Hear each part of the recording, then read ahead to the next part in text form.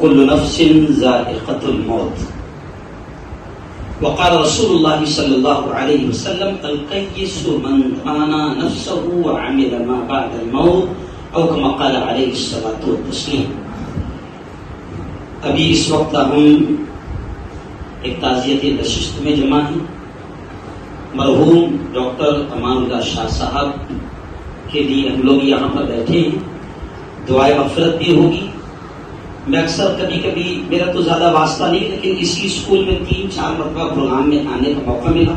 ایک پروگرام میں ہم لوگ آئے تھے، ہم یہاں پر لائبریری کے پروگرام میں آئے تھے اجازت بھائی، تو میں ڈاکٹر صاحب سے جملہ کہتا تھا، صاحب آپ کا نام ہے امان اللہ، اور جاتے جاتے ہم کہتے تھے فی امان اللہ، یعنی اللہ کی امان میں۔ آج ڈاکٹر امان اللہ سچ مچ اللہ کی امان میں، اللہ کی حفاظت میں، اللہ کی رحمت میں چلے گئے ہیں۔ ہم دعائیں کرتے سب نے آمین کہنا کہ اللہ ان کی مغفرت فرمائیں، اللہ ان کو کروٹ کروٹ جنت نصیب فرمائیں۔ اور دیکھیے میں ابھی جیسے سن رہا فاروق بھائی جو میں کہنے والا تھا وہ آپ نے کہہ دیا، میں سوچا تھا کہ آپ کے لیے چھوڑیں گے، لیکن آپ نے کہہ دیا، لیکن آپ نے کہہ دیا تو زیادہ اچھا ہوگا۔ فاروق بھائی نے کہا کہ انشاءاللہ ہم اس ادارے کو جو کچھ بھی تکلیفیں ہیں، یقیناً آپ ہم سب جانتے ہیں کہ اس ادارے کو بھی کیا تکلیف ہے، تو ان تکلیفوں کو دور کرنا ہماری اخلاقی ذمہ داری ہے۔ بلکہ اگر آگے بڑھ کر کہہ دو مفتی صاحب تو یہ بھی غلط نہیں ہوگا، اسلامی ذمہ داری ہے، کیونکہ تعلیم علم اللہ کا سب سے پہلا حکم ہے۔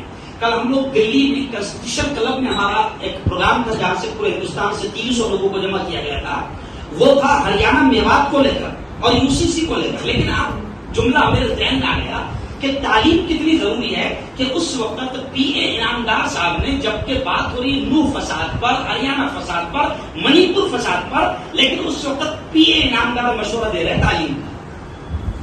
تو وہاں سے بیٹھے بیٹھے میرے ذہن میں یہ بات آئی کہ یعنی گویا کہ جب اللہ نے سب سے پہلے حکم علم کا دیا ہے تو اس کا مطلب اس فساد کے موقع پر بھی مشورہ دیا جا رہا ہے کہ اپنی نسلوں کو تعلیم کی طرف بڑھاؤ۔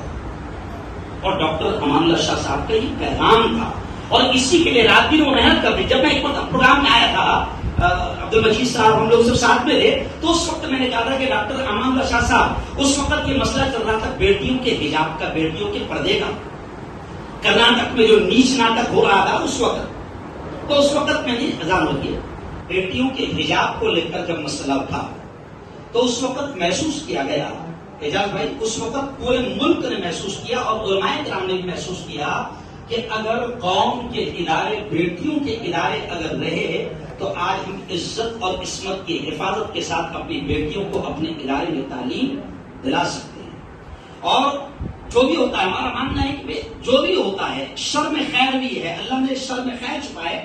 حجاب کو لے کر جب کرناٹک میں معاملہ ہوا، پورے ملک میں علماء کرام نے باقاعدہ اس بات کو بولنا شروع کر دیا کہ مسلمانوں اپنے ادارے کھولو، اگر تمہارے اپنے ادارے رہیں گے تو تمہاری اپنی بیٹیاں عزت کی حفاظت کے ساتھ۔ آج ہمارے یہاں جتنے بھی ادارے جلگاؤں میں، میرا خیال کم سے کم 5-6 ہزار بیٹیاں تو آتی ہوگی سب ادارے میں لاتا۔ آج وہاں بھائی ہم کو بڑی خوشی کی بات ہے کہ آج ہماری قوم کی 5-6 ہزار بیٹیاں جو ہمارے اداروں میں آتی ہے، کوئی مائی کا لال نہیں ہے جو ان کو ان کے پردے کو کھینچ سکے، ان کے نقاب کو ہٹا سکے۔ تو میں امان اللہ صاحب کو یہ مبارکباد دیتا تھا کہ آپ نے لڑکیوں کا ادارہ کھولا ہے۔ اللہ نے ڈاکٹر امان صاحب سے بہت کام لیا، اور میں کام لیا اس پر ایک بات کہہ کر بات ختم کروں گا کہ دیکھیے جب آدمی میں اخلاص ہو تو پھر اللہ کام لیتا ہے، اور اللہ کا معاملہ یہ ہے اللہ کسی سے بھی لے لیتا، اللہ کسی سے بھی لے لیتا۔ میں یہی سن کر یہ جملہ بول رہا، میں نہیں پہچانتا جانی بابو کو، لیکن میں نے بار بار یہاں پر جانی بابو کا نام سنا اور پتا چلا کہ وہ قوال تھے۔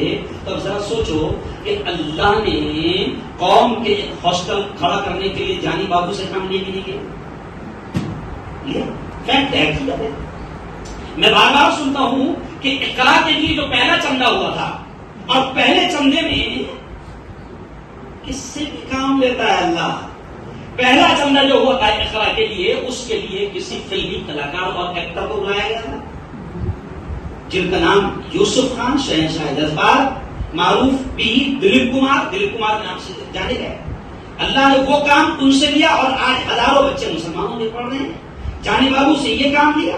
تو میں یہ جملہ اس لیے کہہ رہا ہوں کہ اللہ کسی سے بھی کام لیتا ہے، لے سکتا ہے. ان اللہ علی کل شیء قدیر. کوئی یہ نہ سوچے کہ میں تو پڑھا لکھا نہیں ہوں، میں تو اسکول ہی نہیں گیا ہوں، میں تو چوتھی پاس ہوں، میں تو مزدور ہوں. نہیں، کوشش کریں تو اللہ کسی سے بھی کام لے سکتا ہے. اللہ نے ڈاکٹر امان اللہ شاہ صاحب سے یہ کام لیا. میں آپ سے اپیل کروں گا کہ جو ان کے ادھورے سپنے ہیں، اعجاز بھائی نے اچھا اشارہ کیا، بالکل صحیح اشارہ کیا، جو ان کے ادھورے سپنے ہیں ہم بھی ان کو پورا کرنے میں ساتھ دیں گے انشاءاللہ. اور ان کی اولاد سے بھی یہ کہیں گے کہ اب آپ کو ایک فرض سمجھ کر، اپنے باپ کا ایک سنہرا خواب سمجھ کر آپ کو اپنی صلاحیتیں، اپنا جان، اپنا مال، اپنا وقت اپنے باپ کے سنہرے خوابوں کو پورا کرنے کے لیے لگانا ہے. تو انشاءاللہ اللہ ضرور کامیاب کرے گا. میں نے آیت پڑھی، کل نفس ذائقۃ الموت، ہر نفس کو موت کا مزہ چکھنا ہے، ہر شخص کو جانا ہے. کل من علیہا فان ویبقى وجہ ربک ذو الجلال والاکرام. ہر چیز کو فنا ہونا ہے، باقی رہنے والی ذات صرف اور صرف اللہ کی ہے. ڈاکٹر صاحب گئے ہیں. ڈاکٹر اقبال شاہ صاحب نے کہا کہ موت سے کس کو رسوایی ہے، آج وہ تو کل ہماری باری ہے. ہم سب کو جانا ہے، بس کوشش یہ کریں کہ کام ایسے ہو کہ کسی نے کہا ہے کہ موت اس کی ہے کرے جس کا زمانہ افسوس.